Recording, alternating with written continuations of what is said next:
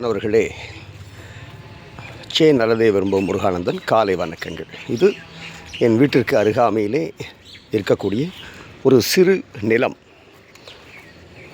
இதனுடைய அளவு ஒரு 5000-6000 சதுரடி இருக்கலாம். ஆமாம்.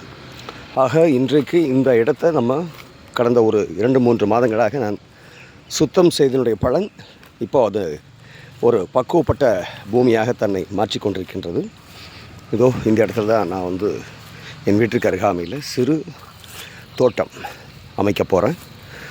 இது மாதிரி. ஆமாம், இது முறையாக சரியாக நான் இயற்கை விவசாயத்தை கற்றுக்கொள்கின்ற பொழுது இதை பெரிய அளவிலே விரிவுபடுத்துவதாக திட்டம். அதற்காக இந்த பூமியை எப்படியெல்லாம் வளப்படுத்தலாம் அப்படிங்கிற அந்த சிந்தனையில் இத்தனை நல்ல விஷயங்களை செஞ்சிட்ருக்கேன். அதில் நான் இன்றைக்கு தெரிந்து கொண்ட ஒரு பாடம் மிக முக்கியமான பாடம். என்னுடைய வீட்டிலே எரிவாயு தீர்ந்து விட்டது. சரி, எரிவாயுவுக்கு நாம்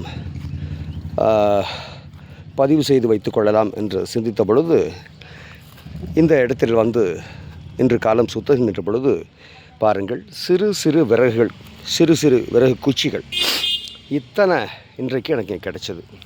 அப்போ தான் யோசனை பண்ணேன், ஏன் இந்த விறகு குச்சிகள், வீணாக போகிற விறகு குச்சிகளை நாம் தீயாக மாற்றினால் அக்னியோடு நமக்கு நெருங்கிய ஒரு தொடர்பு உண்டாகிவிடுமே.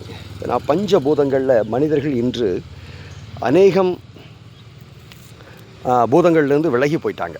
அதுதான் அவர்கள் வாழ்க்கையில் மிகவும் மோசமான கடுமையான விளைவுகளை சந்திப்பதற்கான காரணமாக நான் கருதுகிறேன்.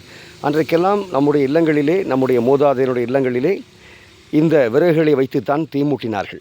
அப்போது நம்முடைய மூதாதையர்கள், நம்முடைய அம்மாச்சிகள், நம்முடைய பாட்டிகள், நம்முடைய கொள்ளுப்பாட்டிகள், ஏட்டிகள் அவர்கள் எல்லோரும் என்ன செய்தார்கள்? இந்த விறகுகளை சேகரித்து, அருகாமையில் இருக்கக்கூடிய விறகுகளை சேகரித்து அதை வைத்து தீமூட்டி அதிலே அடுப்பு பற்ற வைத்து அதிலே